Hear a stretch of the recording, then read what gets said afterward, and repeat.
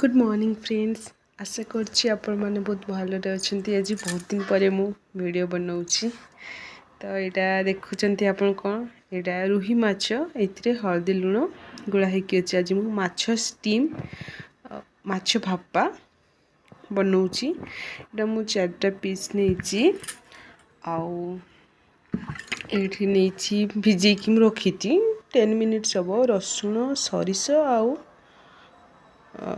जीरा आउ गोटे सुखिला लंका एटा को मुझे ग्राइंडिंग करी। देखो मो मसलाटा ग्राइंडिंग कर नहीं पूरा स्मूथली बढ़िया से। तापर मुझे ऐड करी जी रिक्वायर्ड मुझे दूसरी। तापर ये आम कड़ 3 ରୁ 4 चामच ऐड करवा। ये बहुत ही टेस्टी होते गरम भात सहित खायापी बहुत बढ़िया लगे। दही पड़ी बोली जना भी पड़ेनी। ये 4 चामच दही नौची। ये खटा नुहे दहीटा। तापर ये अल्प लंका जेहेतु टिके लंका गुंड दूची। हल्दी लुण पड़ी जस्ट मु खाली अल्प अल्प दूची। ऑलरेडी ये पड़ी से अल्प अल्प खाली दहीटा टिके लुण आउ कंचा लंका आउ ये मोस्ट इम्पोर्टेंट हूँ कंचा सरिष तेल। 2 चामच पाखापाखि ये कंचा सरिष तेल ऐड करदेवी। यह बहुत ही टेस्टी होता है, बहुत टेस्टी। आप निश्चय यहाँ घरे तैयारी करेंगे। या मुझे बढ़िया से देखा मैरिनेट करदेवी।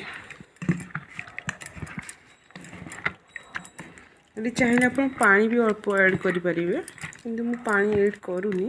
दही ऑलरेडी पानी अच्छी।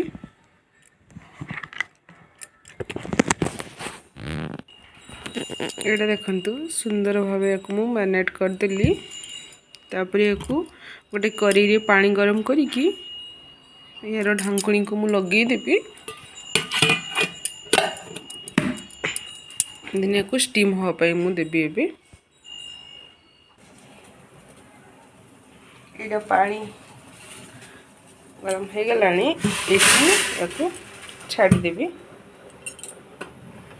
तापर मु ढांकुणी दे एमतीका ढांकुणी देकी मीडियम फ्लेम रे 20 मिनिट पाखापाखि एटा हम।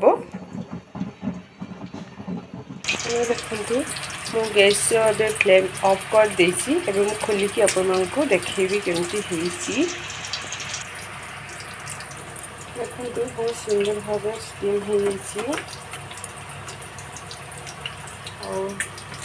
बहुत बढ़िया से सीझी। ये गरम गरम भात सहित खाइबे बहुत ही टेस्टी लगे। आशा करको वीडियोटी भल लगी। भल लगे शेयर करेंगे आउ सब्सक्राइब करेंगे, लाइक करेंगे। रोची धन्यवाद, नमस्कार।